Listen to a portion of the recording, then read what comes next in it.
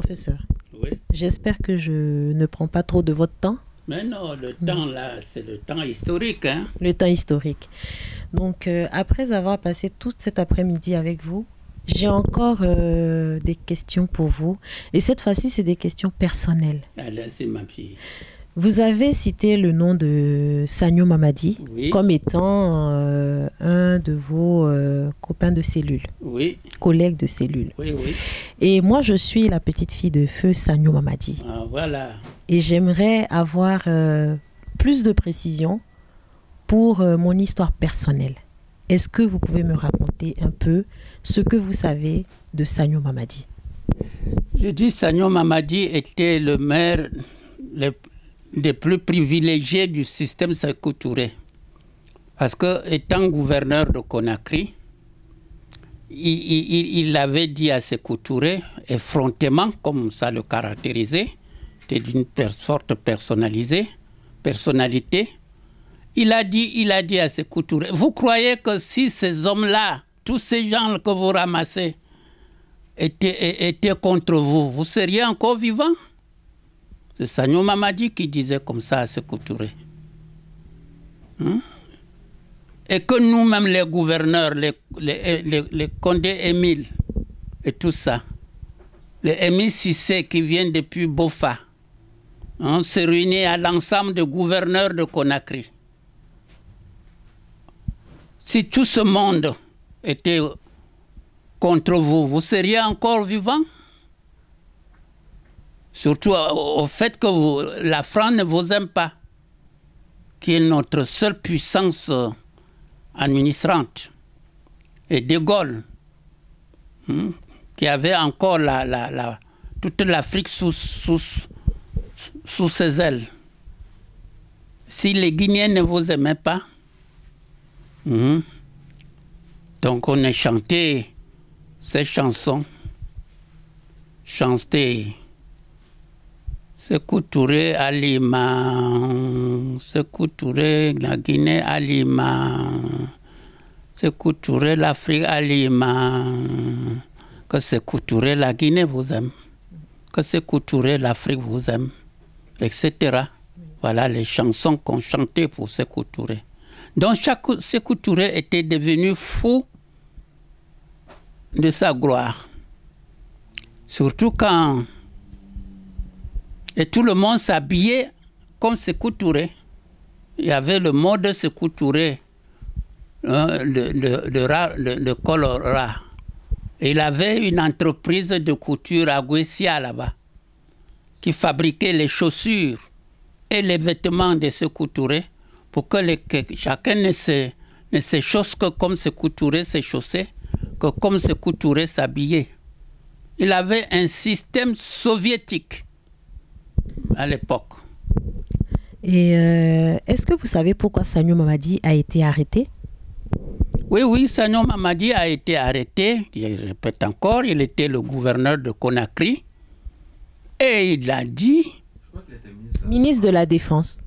Oui, ministre de la Défense, j'ai dit. Oui. Mais parce que le ministre de la Défense avait sous lui le commandement de Conakry. Donc, il s'occupait aussi du gouvernorat. Voilà, etc. Bon, alors qu'il a dit à Sékou Touré, vous croyez que si tout ce monde était contre vous, vous seriez encore vivant? Ah, Sékou Touré a considéré ça comme jamais personne. Comme une offense. Ah oui. Alors Sékou Touré s'est fâché, il a dit que ces gens-là, il ne faut pas les laisser vivants. Oui, Sékou Touré est mort, Sagno Mamadi est mort pour sa liberté de langue, de franchise, disons comme ça. Et puis Aimé Condé, comme lui. Les deux grands de cette époque, c'était Sékou Touré. C'était Sagno Mamadi. Il a dit aussi, il y avait le maire de Cancan, toute cette génération-là. Oui, oui. Donc, moi étant la petite fille, ce que nous avons appris, c'est que le grand-père a été arrêté parce qu'il complotait contre Sékou Touré. Et selon les informations, selon l'écrit que j'ai vu, parce que grand-père avait été en Allemagne pour aller négocier les tenues des militaires guinéens avec l'armée allemande, il est revenu avec une télé qui lui a été offerte là-bas en Allemagne. Et d'aucuns ont dit que c'était un appareil qui servait à espionner Sékou Touré pour transmettre des informations aux Allemands. Et que grand-père faisait partie des SS nazis. Qu'en dites-vous? Parce qu'à l'époque, quand vous alliez en mission à l'étranger, quand vous rentrez en passant par la présidence pour déposer à la présidence tout ce que vous auriez apporté de l'étranger. Mais comme ce n'était pas le cas, est-ce que c'était un appareil télé, que Sékou Touré, la télévision n'était pas encore vraiment ancrée en Guinée comme par la suite, avec les soviétiques, et on appelait à l'époque les soviétiques, l'Union soviétique, et c'est l'État communiste de Khrouchtchev qui était d'accord avec Sékou Touré, qui soutenait le régime de Sékou Touré, et qui a même une maison, un quartier en Guinée, le quartier des communistes et des Vietnamiens. Je ne sais pas si vous vous souvenez de ça. Moi, je n'ai pas du tout connu cette époque. C'est ma mère plutôt, parce que bon, moi j'étais encore très petite. Et quand vous étiez en prison, est-ce que Sagnou Mamadi vous parlait de ses enfants, de sa famille? Ah non, parce qu'il était interdit, même à deux personnes dans la même cellule, de causer entre elles. Donc il n'y avait aucune communication? Aucune communication. Donc, parce que devant votre cellule, il y avait un garde républicain pour penser que si vous avez besoin de quelque chose, il faut taper à la porte. La porte était en aluminium, en zinc, comme on appelle, en toile de tôle. Donc vous tapez comme ça, le gardien. Il fallait taper 3 fois si vous avez soif. Ouais. Est-ce que Sagnou Mamadi a subi la diète? Ah oui, oui, tout à fait. C'est surtout pour lui qu'on a dit que même si on arrêtait les gens comme le Sagnou Mamadi et Condé Émile, gouverneur de Conakry, ça veut dire que tout le monde a désespéré que ça, puisque c'était comme on disait les hommes de Sékou Touré. Oui. Si les deux là, Émile Condé et Sagnou Mamadi, étaient arrêtés, c'était la fin. Oui. Parce qu'il était les seuls voués à Sékou Touré. Il y a Madame Tigidjanké qui a fait une chanson, et Madame Haribo qui ont fait des chansons sur cette période. On aimerait bien retrouver ces chansons.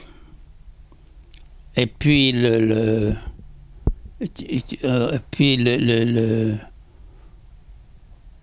la musique, comment on appelle, Soriba, comment on appelle cette première musique? Kandja Kouyaté, voilà. Sori Kandja Kouyaté. Ce sont les gens qui ont marqué l'époque et qui ont aujourd'hui encore, j'espère qu'ils doivent avoir encore des œuvres, oui, des œuvres, surtout des œuvres que les Guinéens à l'époque de l'étranger venaient acheter pour partir avec. Parce qu'à un moment donné, on a fouillé même les marmites de femmes. À cause de ces œuvres. À cause de ces œuvres, oui. Il y avait en circulation à Paris, même dans les bibliothèques scolaires, rien que les tomes de Sékou Touré, les citations de Sékou Touré. Oui. Oui, les tomes de Sékou Touré. Donc vous connaissez très bien le livre blanc? Le livre blanc, voilà, c'est nous qui l'avons écrit. C'est vous qui avez écrit le livre blanc? Oui, oui, le livre blanc, oui. Et dans quelles conditions le livre blanc s'écrivait? Il nous enfermait dans son bureau. Et vous étiez obligé? Le week-end. d'écrire. On lui envoie, il corrige. Il y avait la garde républicaine qui faisait la navette avec nous. Il était allé se cacher chez lui à Cancan parce que c'était le seul endroit où il se sentait en sécurité. Après Kindia, après, il envoie une navette pour venir prendre le brouillon qu'on écrivait et qu'il corrigeait. Il l'envoyait pour qu'on mette au propre. Voilà. Donc en fait, vos écrits étaient dirigés? Oui, oui, mais bien sûr, puisqu'on lui envoyait les brouillons. Quand je dis le brouillon, les premières copies tapées à la machine dans son secrétariat à la présidence. Oui. Il tape en grosses lettres parce qu'il fallait toujours taper gros. Vous voyez pas trop clair. Les dépositions des gens qu'on devait aller tuer. Parce que, comme ça, comme le livre blanc est circulé partout, sauf à l'ambassade de France, on doit trouver ça parce que c'est l'ambassade qui avait tout pris. Et comme on ne viole pas le secret des ambassades, donc, sauf l'ambassade de France, qui venait nous visiter, qui nous a rendu visite et qui a même négocié avec disons, l'homme de Côte d'Ivoire, Félix Houphouët-Boigny, et l'homme de, comment on appelle ça, de Sierra Leone. Oui. Voilà, c'est eux qui nous ont sortis, qui ont plaidé pour nous, quoi. Est-ce que vous savez comment Sagnou Mamadi est mort? Ah oui, je vous ai dit que Sagnou Mamadi est mort dans sa cellule. Il a protesté à ne pas manger jusqu'à la fin. Donc il n'a pas été fusillé comme ça a été écrit? Ah non, non, non. Il n'a pas fusillé, non. Il n'a pas fusillé Sagnou Mamadi. Il est mort de faim, Sagnou Mamadi. Dans sa cellule numéro 49. Voilà.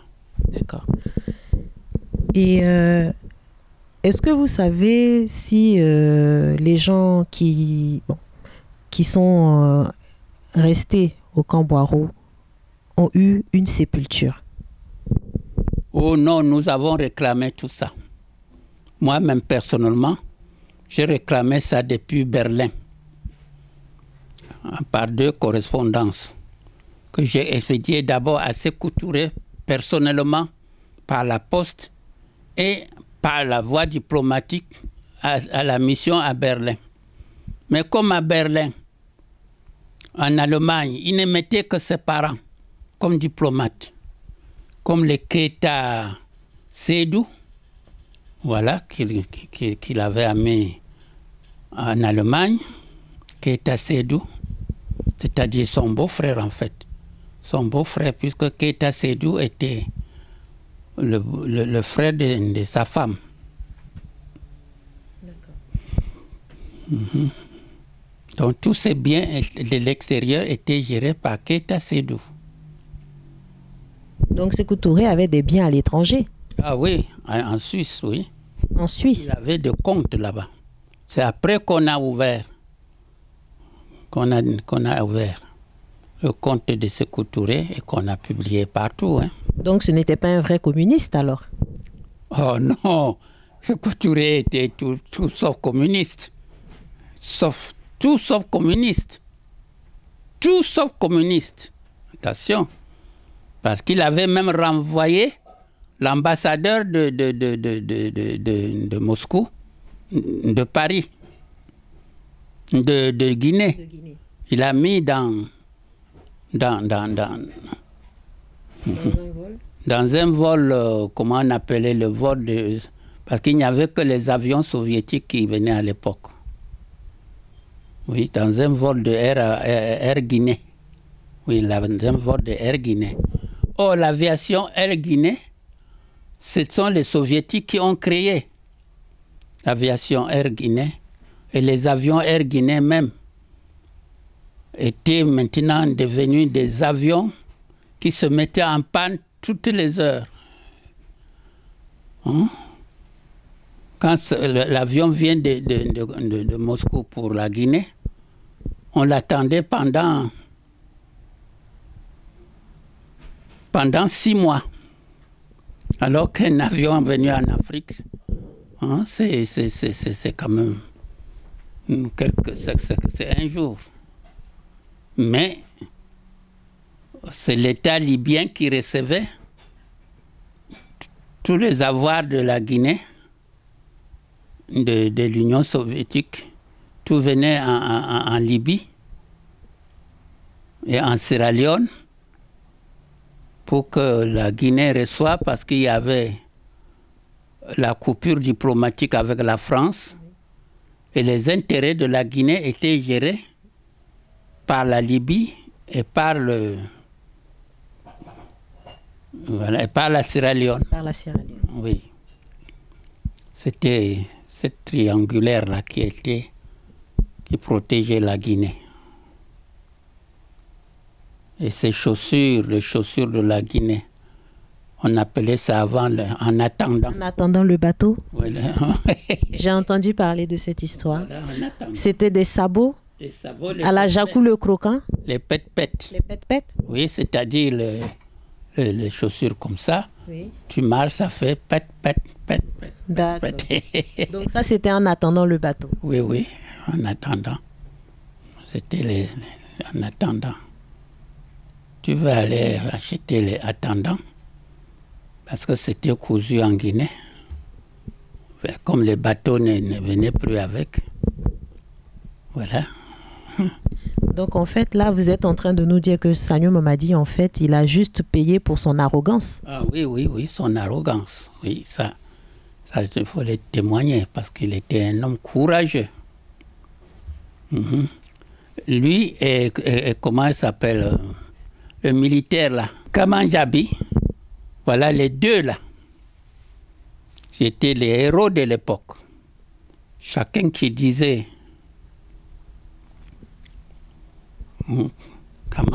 Kamanjabi qui dit, je vous traduis d'abord ce que le président a dit, mais je vous dis ce que j'en pense.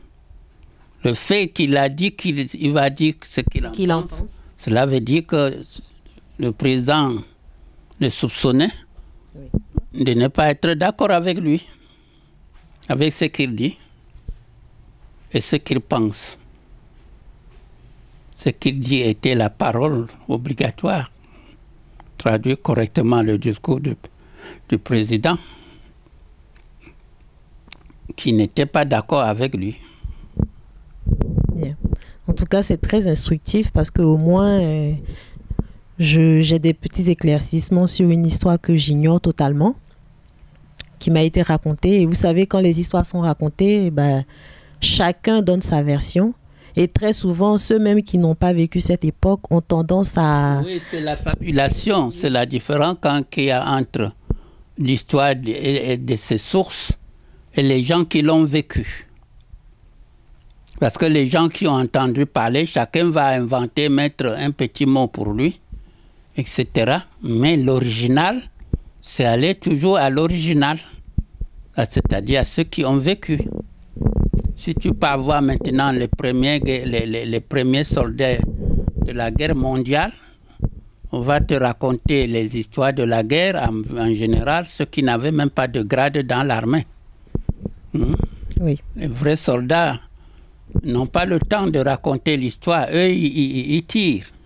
Ils sont sur le champ de bataille. Ils sont sur le champ de bataille. Ils parlent avec le fusil. Voilà. Est-ce que vous pouvez confirmer que Sagneux Mamadi a été enterré dans une fosse commune? Ah oui, ça c'est clair. Ça c'est clair. Il avait été enterré dans une fosse commune. Et surtout, Kamanjabi, il était noyé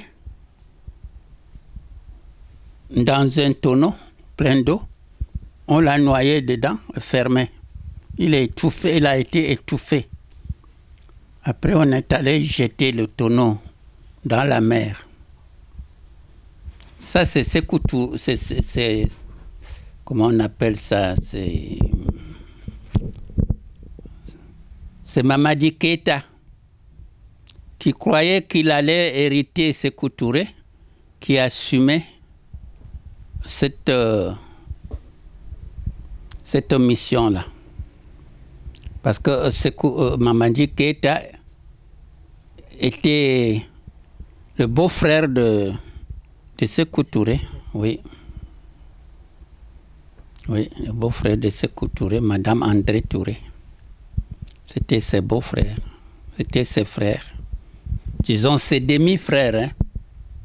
Pas ses frères directs. Ses demi-frères. Ses demi-frères.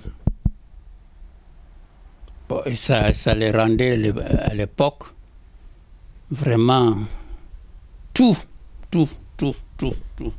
Est-ce que vous pensez que, à titre posthume, aujourd'hui, les familles de ces victimes-là peuvent porter plainte contre Sékou Touré? Oh non, je ne crois pas.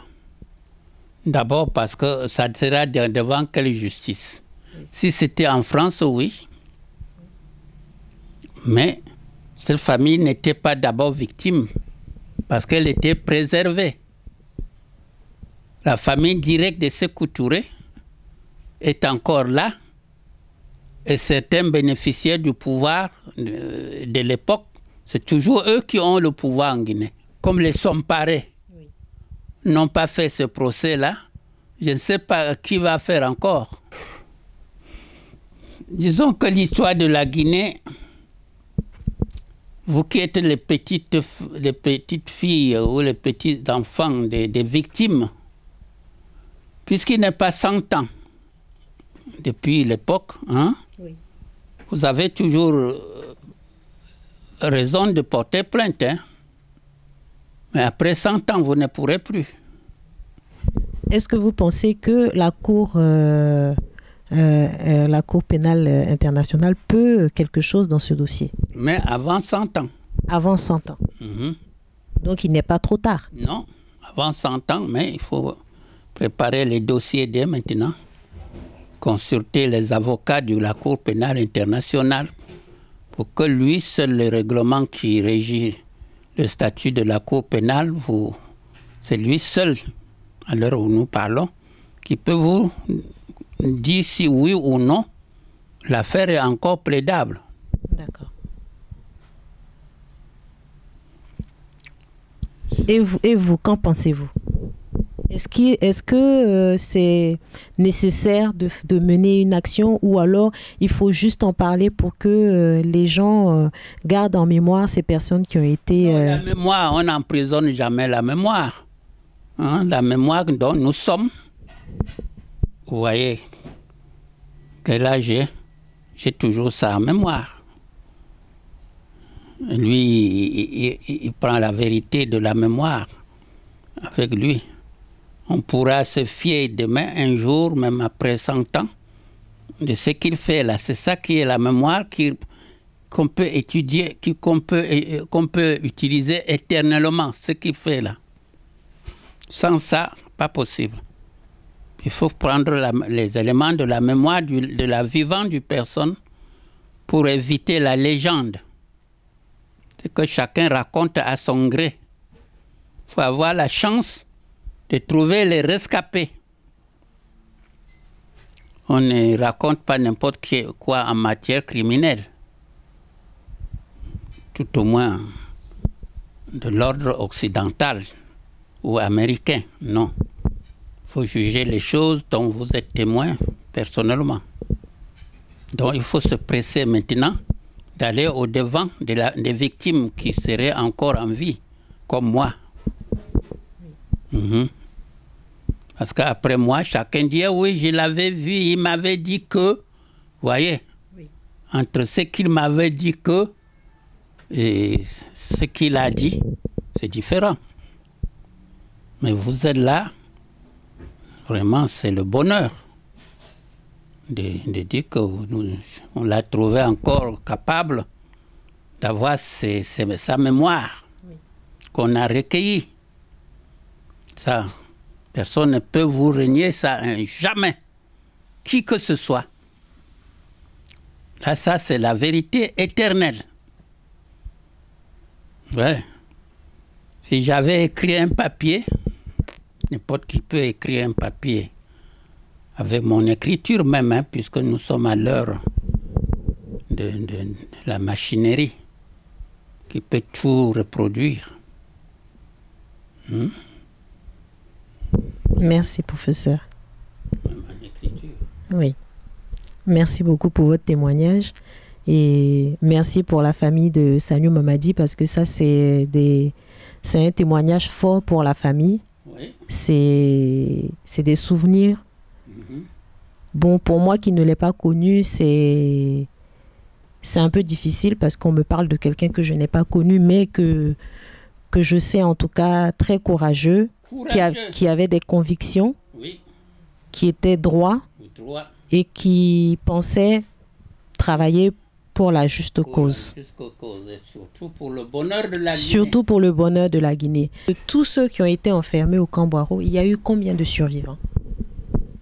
Oh, Il n'y en a pas eu pas eu beaucoup. Oui, parce que beaucoup mouraient et on n'annonçait pas.